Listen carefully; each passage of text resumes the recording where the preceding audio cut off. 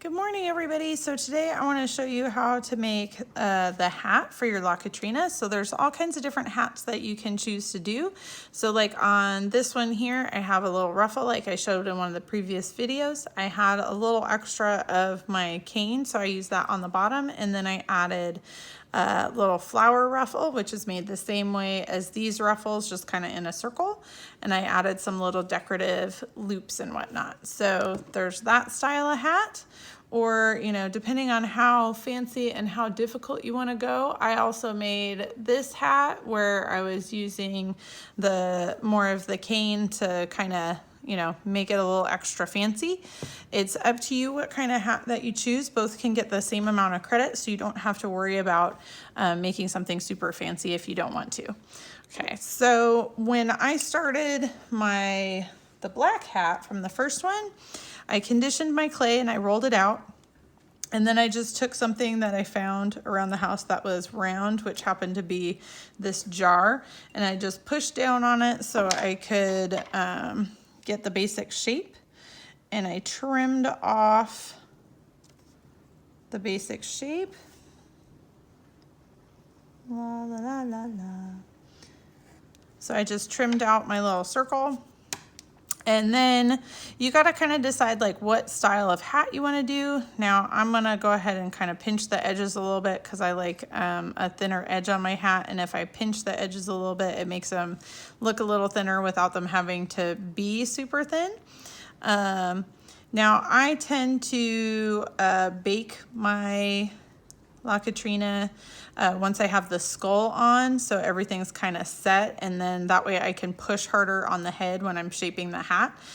You can do that if you want to. Just email me if you want the directions, or you can Google our style of clay and always use the directions for our style of clay. And currently we are using the Sculpey 3.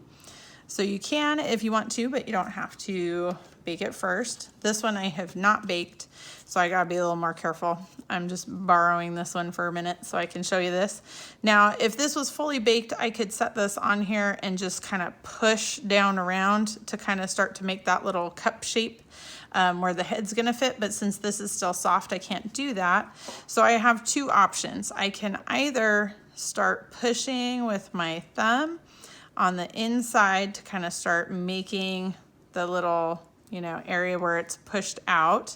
That's one option, and that works just fine whether it's been baked or not. If you have baked it though, you can kind of push it down onto the head and make sure it's really nice and matched to the head shape.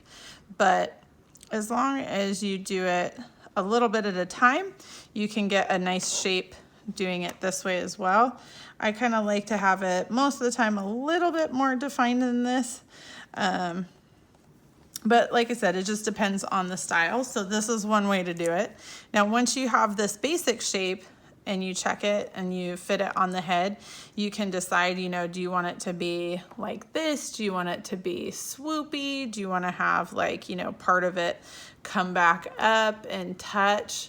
You know, do you want to add flowers? You know, make it really cool and interesting. So like for me, maybe I would, if I was doing this style of hat, I might want to, you know, pin it back here and then add a little flower or something.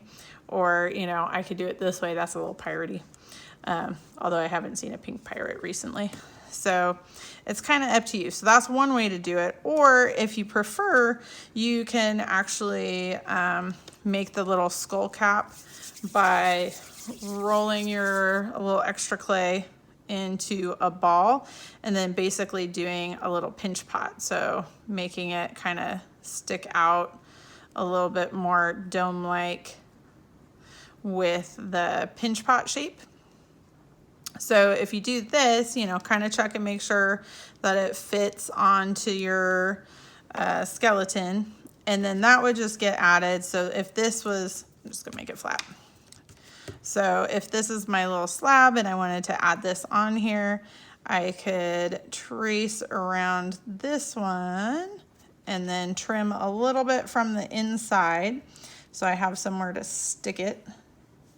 So I could trim out the inside, and then I could add this on top and just kind of blend around the edges. This would give me more of a defined shape between, like a defined corner between the edge of the brim of the hat and then the crown of the hat. Okay, so now this is a little bit more defined. You would want to spend some time, smooth it out, make it look all nice.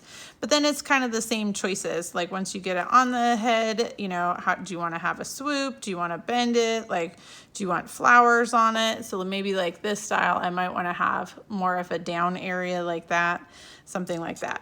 Now, if you want to go for super complicated and difficult, you could do something more, you know, fancy like this one.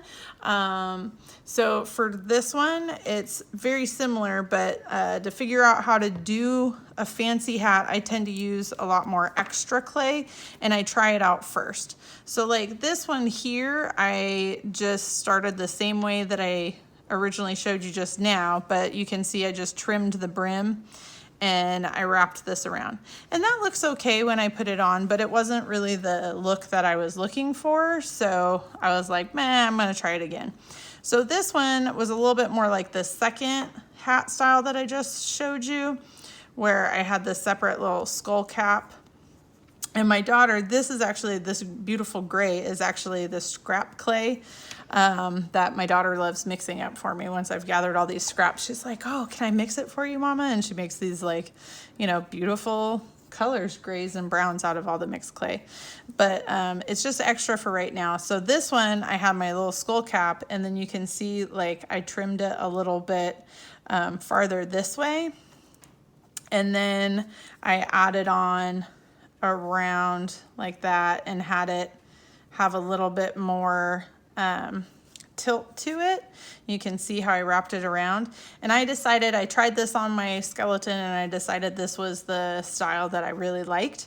So once I had the basic shape out of my extra clay, then I went through and I had a little bit of my cane left over. So I laid this on top and I used this gray one as a template and I trimmed out the extra, and then I used this inside as the skull cap area. So you can see I used that inside of the circle, and then you can see how I laid this on here down and around. And I decided to add on a couple little flowers right there because I thought it added a nice little touch. So you don't have to do a super fancy hat. You don't have to have a cane for your hat. It could be a simple hat, you know, with a few extra little decorations added on. You could make a flower if you want. It's really up to you. If you do choose to make a flower, I tend to start with little balls of clay that are the color that I want the final flower to be. And I'll start with the inside of the flower is a little teardrop like that. So I'll have my inside of the flower, and then I'll make really, really thin petals, and I'll try to push on one side to make just one side really extra thin. That's going to be the top part of my petal. And when I add the petals on, I curve the bottom like that, and I kind of flare out the top. So I'm kind of pinching towards the bottom and I'm flaring the top out. And then I push the center in, kind of make sure it's nice and flared still. And then I do the same thing. Usually I try to have an odd number of petals just because I think it visually looks nicer, but it's kind of up to you. So like I said, I flatten it out and then I really focus on one side to flatten out and get that edge really nice and flat. Then I'm gonna curve it a little bit. So the bottom is curving this way and the top I flare out. And then you really just want to make sure when you add your next one on that you're overlapping the petals. So make sure there's a little bit of an overlap. So I flatten it out and then I really focus on one side. Curve the bottom, curve the top, and then add it on with an overlap. And the more petals you add, the more interest and the bigger your flower is going to be. I'm going to add on one more just for demo's sake. So I flatten it out, make one edge really extra flat, curve, curve, and then overlap. So I would want to add on a couple more petals just to kind of even it out. I'd want at least 2 more petals just for my personal preference. And then usually this area down here does tend to get kind of big. So I tend to, once I'm done, I'll just take off, I'll pinch it and I'll take off a little bit of the extra. And then, you know, I'll decide what part of my hat I want to add that on. Now this one right here, because it's the same color as the hat, you know, wouldn't show particularly well, but actually if I put it on the gray one, you could see it way better. So like if I added a little flower in there, that would look way more interesting. But like I said, the flower, it's up to you. You could have a simple hat, you could have a fancy hat. It's really what works for you and your project. And like I said, if you wanted to add the ruffles on like I did with my black lock Catrina, like right here, those are made the same way and they would just get, as in my other video, and those would just get put around the outside edge. All right, so, you know, be creative, make something that looks awesome. It doesn't have to be super fancy, but just make it really interesting and cool, like I know you will. All right, thanks everybody.